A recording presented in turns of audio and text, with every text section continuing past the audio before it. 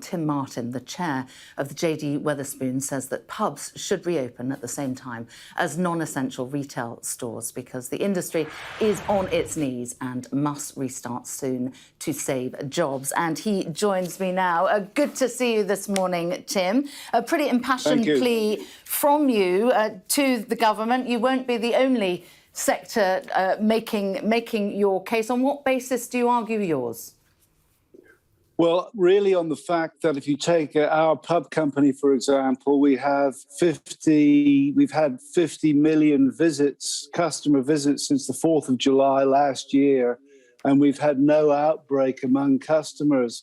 It's counterintuitive, but if you operate social distancing policies, which have been agreed with the health authorities before last summer, and you have the proper hygiene regulations in place, then you avoid transfer of the virus in pubs. A lot of people don't believe that, but I think all the stats show that it's private houses, care homes, factories and so on have a much worse experience than pubs.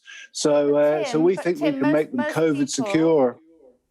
Tim, you're saying most people don't believe that, but crucially, the people who do believe it is the government and its scientific advisors.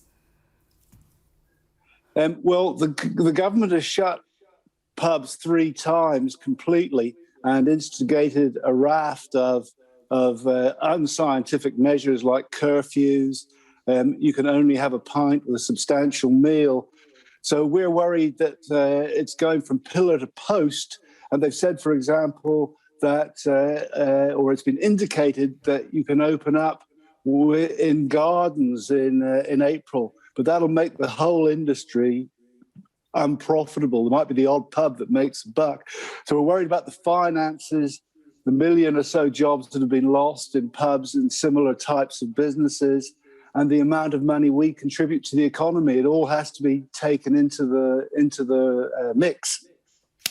When you were raising funds recently from shareholders, you talked about a best-case scenario of reopening at the end of March and with sales at 50% of normal level. Is that still your hope? Yes, the end of March would be the same as the first lockdown, which was about 3 months. And the difference this time is that vast swathes of the country, including myself, by this afternoon will have been vaccinated. So this time we've got vaccination as well. So we don't think the lockdown should be longer. And there was no rise in cases once pubs reopened last summer. That happened quite a bit later. You talk about vaccinations there. Will you insist on staff or indeed customers having been vaccinated before they can come in?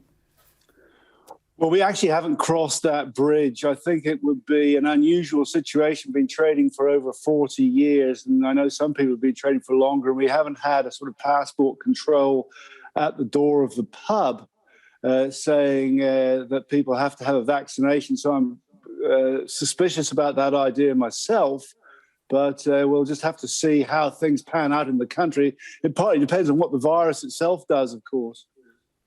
Talking about things that you may post in your pub, you courted criticism recently by having anti-lockdown posters displayed in some of your pubs. They have now been removed, but I'm just wondering if you regret that.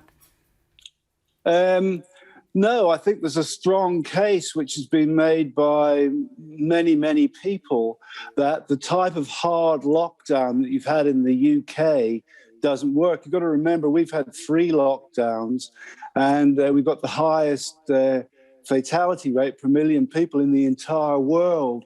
Sweden, I've just updated the numbers this morning, has got half the fatalities per million people of the UK, and it hasn't had a hard lockdown.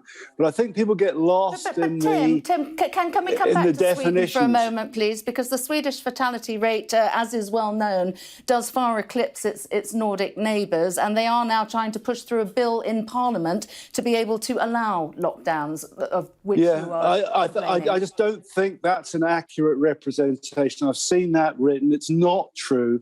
They're not considering the type of lockdown there is in the UK.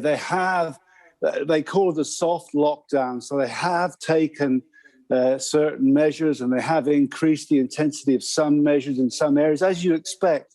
So I think we've become too obsessed between lockdowners and anti-lockdowners. It's about what practical measures do you take. Do you, for example, as we've done in the UK, close golf clubs?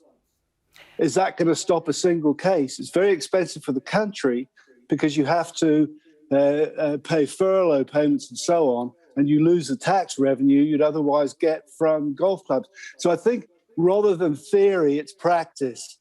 And we're saying in practice, you can open golf clubs and pubs safely if you operate social distancing and hygiene policies, as we've proved.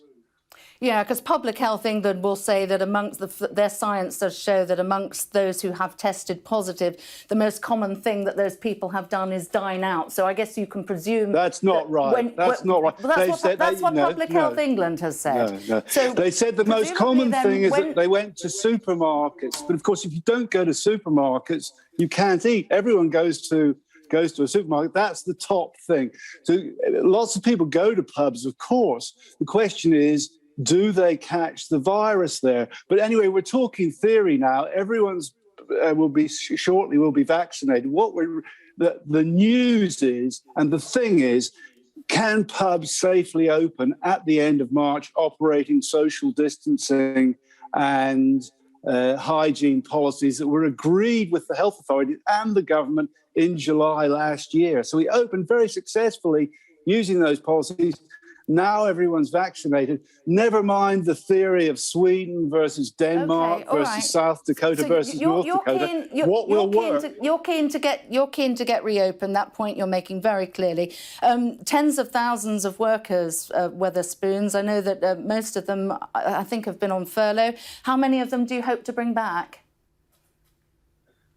All of them. Every single one. That's what we have. Yeah. Well, we got there were 40,000 when we closed down a year ago. There are over 37,000 now. So we'd hope that they can all come back.